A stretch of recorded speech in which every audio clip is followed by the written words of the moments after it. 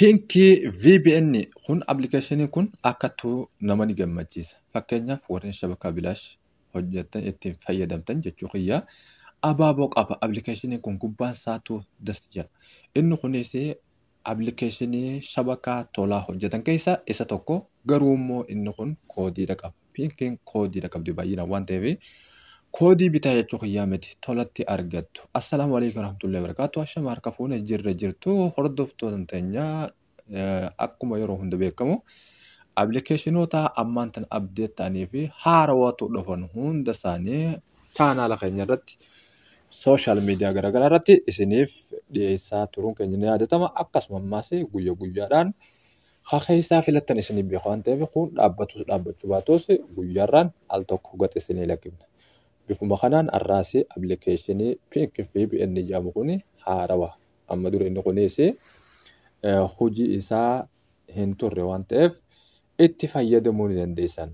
Mee ammaan tan appilikeeshinii kana eegaan edda buusifa jidduu isa ni isin cufne ni isin tu'in.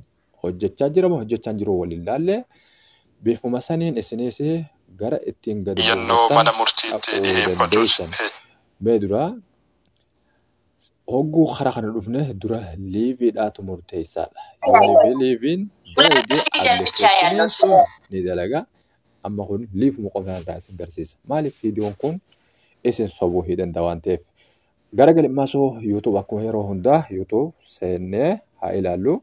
YouTubein dalaguu jiramoo dalaguutti hin jiru kan jiru ilaalla. Warreen iskiriinii keessummaa gurraattamu jiruuf har'aan tan ammoo addeesseen jira. Ifaa itti guddiseen jira. Bifuma kanaan dalagaa jiraachuu ni argitan. Mee haa ta'uutii hordoftoota kabajamoo karaa chaanaalaa gadaa Oromoo guddaa innis hojjechuu isaa eegalaallee booda immoo chaanaala kanaaf maatii ta'uu fi hin dagatinaaf viidiyoo guddaa geeffattan laayikiin keessan na jajjabeessa waan ta'eef laayik godhaa isiniin jaa.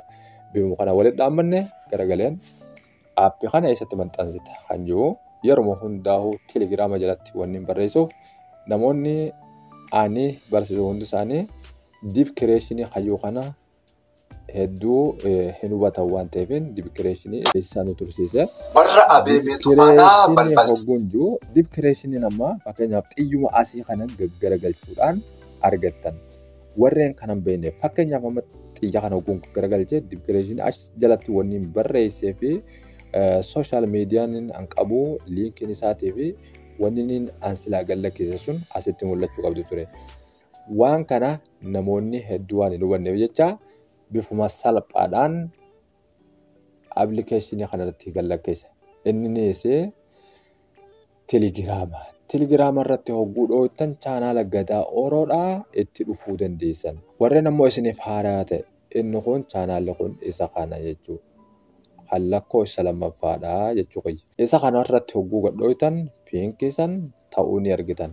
Isa ammaan tana anti fayyadamaa jiru sanii deebinee anamma gadi hin buusu isin ammoo gabbuufattan awwaan hin gabbuufadhee jiruu fi keessoo isaa qofa isin garsiisee koodii akka itti naqattan isin garsiisuu qofaan naafaaf. Amma oon ta'ee jira garagalee gara jalaatti maasoo wanni inni jechaa jiru connect ta'ee jira. Mee serverii isaa waliin haa ilaallu amma cufnee jirra hojjetuutti hin jiru. Wanni inni qabu guutumatti waan kana qaba isin ammoo waan keessaa filattanii irra kaa'attanii isiniitu beeka. Fakkeenyaaf amma zeenis bifa kanaan qaba. Akkasuma moobaayiliinis bifa kanaan jira. Waan isinitti tolee jawwiiji isiniitu irra kaayata.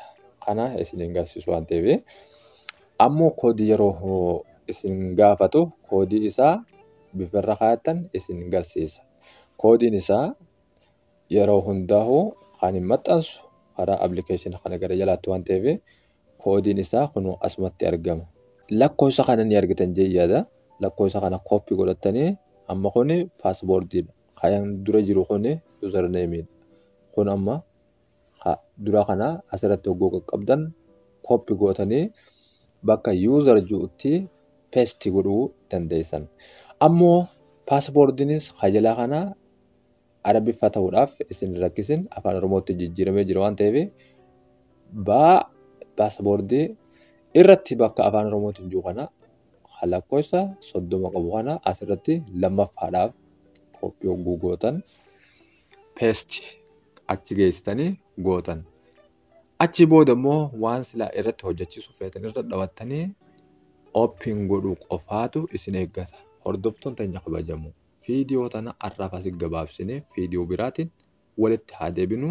An banadhee isinis banadhaa nagaan oola.